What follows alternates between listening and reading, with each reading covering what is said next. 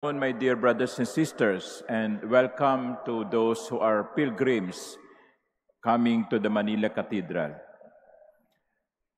There are two possible ways of interpreting this gospel. One is the literal way. There was a real blind man in Bethsaida, a blind man who apparently was not blind from birth, since he knows what a tree looks like. And you can also interpret the gospel in a spiritual sense. Yes, there is a literally blind man, but this can also refer to those who are spiritually blind. And we use that term, bulag ka.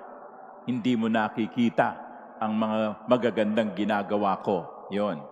Mga ganun drama. No? Completely, no? He has complete control of sight. He could see. But one can call him blind. So that is the spiritual sense of understanding this gospel. The literal blindness, blind literally, and spiritual blindness. It was not mentioned how the blind man became blind. As I said earlier, he might not be born blind. Kasi alam niya kung anong hugis ng puno. Kasi nung tinanong siya, may nakikita ka ba? Sabi niya, medyo malabo po. Parang mga tao katulad ng punong naglalakad. At inulit ni Jesus yung pagpapagaling. At pagkatapos sabi niya, ngayon, malinaw na. So, it is not written in the gospel why the man became blind. It could be cause of something else. Maybe diabetes, no? Nakakabulag ang diabetes. O baka aksidente na bunggo.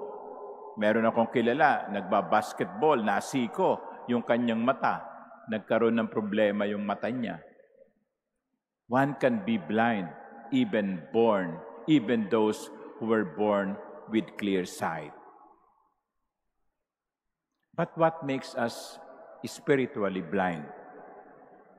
Many things.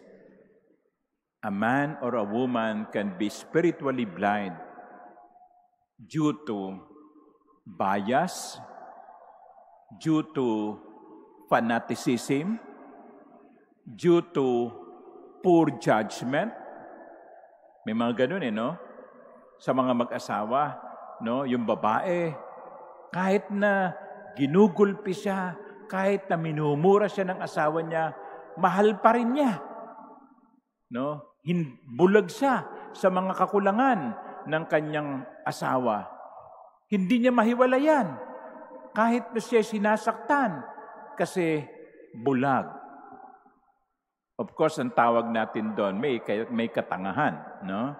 Pero bulag ang pag-ibig Iisipin natin, bakit hindi mo iwan yung asawa mo? No? Sinasaktan ka, minumura ka, hinihiya ka sa publiko. Bulag na pag-ibig. So, my dear sisters and brothers, what makes us blind? May mga tao, pinakikita mo na ang tama, sinasabi mo na yung tama, ipagpipilitan pa rin yung kaniyang gusto. Mga fanatic. Ipinakikita mo na yung mga ebidensya, tingnan mo, basahin mo. Pero sabi, hindi totoo yan. Bakit? Binulag sila ng fanaticism. Binulag sila ng, sariling hiya. Ayaw nilang aminin na nagkamali sila, kaya pangangatawanan na. Maaaring binulag sila ng pera. Kaya kahit anong mali, tama pa rin. Kasi nakikinabang. Are we spiritually blind? Do we fail to see and see clearly? You know, there was something that Jesus did in the gospel before healing the blind man. He brought the blind man outside the village. And towards the end, when the blind man has been healed, he gave instruction to the blind man, do not even go into that village. Do not return to the village. Inilabas niya yung bulag. What is our village that makes us blind? Baka yung mga tao na sinasamahan natin, yung mga tao sa ating circle of friends, baka yun ang nagpapabulag sa atin. And Jesus is telling us, get out of that friendship. Do not return to that friendship because that friendship will make you blind again. Detach yourself from that association. Now that you can see, do not go back to that association because it will make you blind again. Do not go back to that group of people. You have been healed of your blindness. Do not return.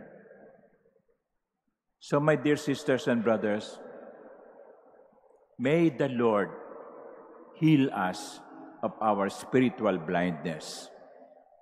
May the Lord open our eyes that we may see clearly.